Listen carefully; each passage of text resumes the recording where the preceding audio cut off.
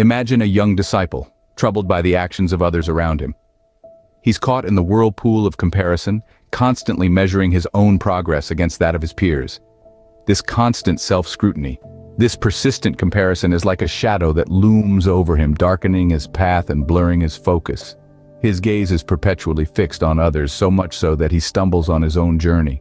His mind is a battlefield where feelings of inadequacy wage war against his peace. His performance in his tasks is compromised, his potential untapped. The more he looks around, the more he loses sight of his own path. He's like a ship in a storm, tossed about by the waves of comparison, losing direction. But then, in the midst of this turmoil, he realizes that he needs help. He needs to find a beacon in this storm, and so he turns to the one person who can guide him through this tempest. He seeks solace and guidance from his wise Zen master. The Zen master, understanding the root of the disciple's problem, decides to teach him a lesson. In the quiet hum of the monastery, the Zen master calls upon his disciple, his voice a soft ripple in the silence. He points to a clay pot and a bubbling stream nearby. "Fill this pot with water," he instructs, "while you observe the others in the monastery." The disciple nods, a furrow of confusion etching his forehead, but he proceeds as told. He balances the pot on the palm of his hand and steps towards the stream. As he bends down to fill it, his gaze wanders to the other disciples. They're engaged in their tasks, their focus unwavering, their movements fluid and harmonious. Unable to resist the pull of curiosity, he watches them, the pot teetering dangerously in his hand. His distraction costs him. Water splashes out, soaking his robes, the pot nearly empty. He tries again, and again he spills the water, his attention torn between the pot and his fellow disciples. The Zen master watches this unfold, a knowing glint in his eyes. After a while, he steps forward, his voice breaking the repetitive cycle of the disciples' futile attempts.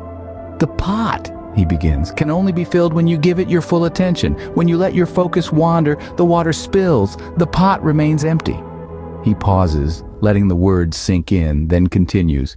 "Like the pot, your mind can only be filled with knowledge and wisdom when you direct your focus inward, not outward. Your journey is your own. The paths others tread are theirs. When you focus on their journeys, you neglect your own, and like the pot, your mind remains empty." The words hang in the air, a profound silence following the Zen master's lesson.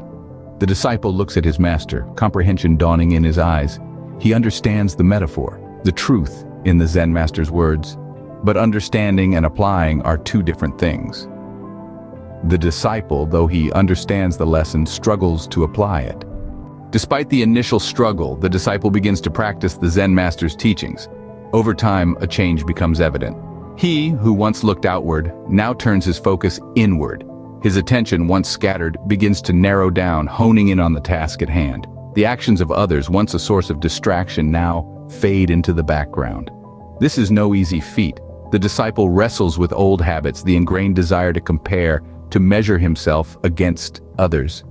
Each day presents a new challenge, a test of his resolve. Yet he perseveres, driven by the wisdom of these Zen master's teachings. In the quiet hours of the morning, he practices. In the heat of the day, he persists.